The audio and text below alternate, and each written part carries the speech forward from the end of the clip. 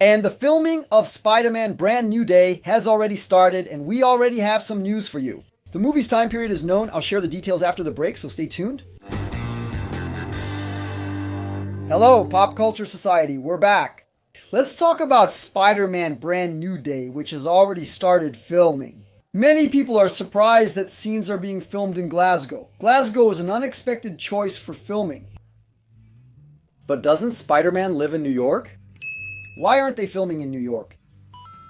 Well, it could be a way to save on taxes, to somehow lower the costs, since filming in New York is very expensive. Closing a street in New York to film is very expensive.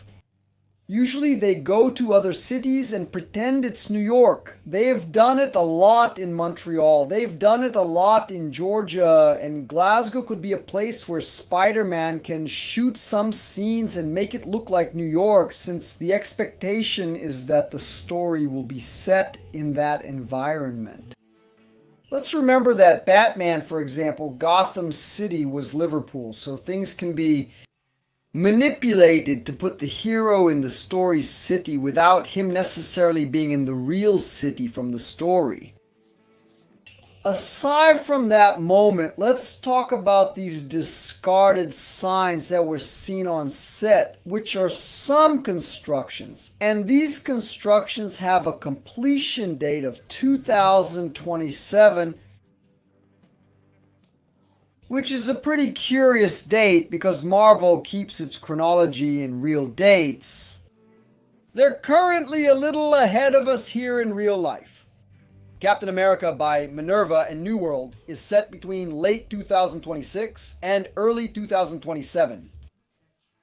Thunderbolt takes place in 2027. Well, if Thunderbolt takes place in 2027 and the building that's under construction during Brand New Day, Spider-Man, is finished in 2027. What does that mean? This Spider-Man will be happening at the same time, a little after, or a little before that crazy Thunderbolts weekend.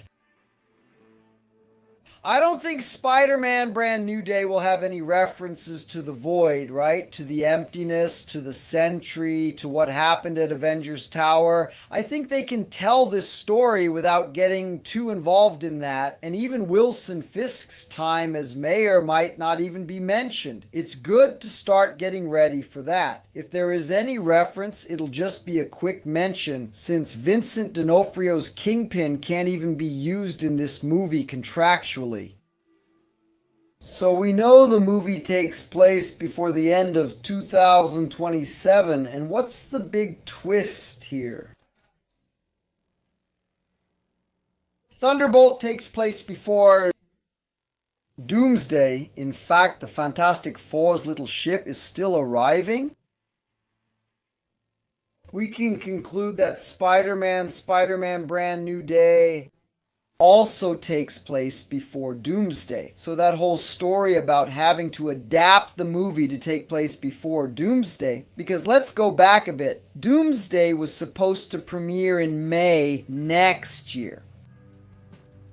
May 2026, it was postponed to December 2026. The one premiering in July 2026 is Spider-Man. So it moves from before Spider-Man to after Spider-Man. And there was a concern that this would affect the Spider-Man script again, because that happened in No Way Home when Doctor Strange changed dates. Multiverse of Madness was rescheduled after Spider-Man, requiring changes to both scripts to align the story. Probably, from what I'm seeing here, it wasn't that much effort to take Spider-Man out of the middle of the Multiverse saga's conclusion and put Spider-Man before Newsday. The script is probably pretty far from that mess. All about the multiverse, the script will probably have its own story. It will have its own dynamic. It won't connect much with what's happening in the overall Marvel Universe. Although I even bet that the post-credit scene might have some connection. It could link to somewhere, I believe, in a post-credit scene. A post-credit scene directed by the Russo brothers may be included, similar to Fantastic Four, without a direct connection to the main plot. With the story, I even think it's possible. Because after all, this Spider-Man is in the same universe. But the story itself, over time, doesn't seem to have had many changes. The script is pretty much intact, which makes me believe that yes, it's a more standalone story and it's not going to be like Avengers 5.5. Like Civil War was Avengers 2.5, it's going to be a more. Besides another appearance that's being anticipated besides Husseiro, I said yesterday that Kevin Feige said obviously Husseiro will have to have the violence reduced to fit into parental guidance 13. I'll leave the video here for you to check out. Of course it's a poster, it's not going to be read during the movie, it's just there as a way to build the setting. It's not a poster that someone is going to pick up and say, look, here it is. It could still be a mistake, it could be information that's outdated. It could be many things, like a set design poster with generic text that doesn't matter for the movie.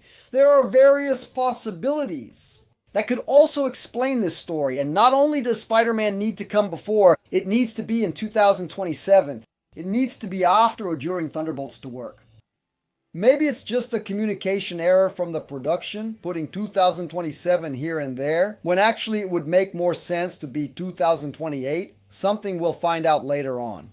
When the movie premieres, we'll see exactly how it fits into Marvel's schedule. I think it's more of a parallel movie, one that doesn't have major connections. It's a movie that will definitely shake up the Marvel world. With the Marvel characters, bringing a character from the series will bring the character from the movie, but it won't have major implications.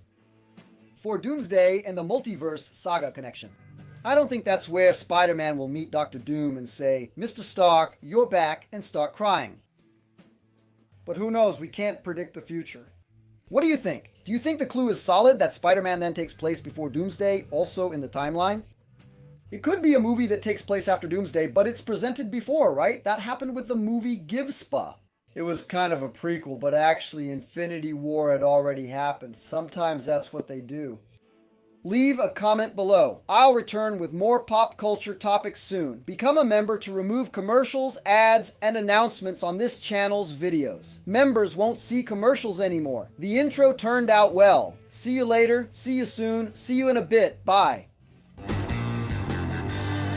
That was another segment from Cuatro Coisas, a channel featuring at least 3 daily videos, 7 days a week. If you liked it, here are some more suggestions for you to watch. Don't forget to leave a like, a comment, subscribe if you haven't already, and turn on the notification bell for new updates. Thank you very much. See you next time.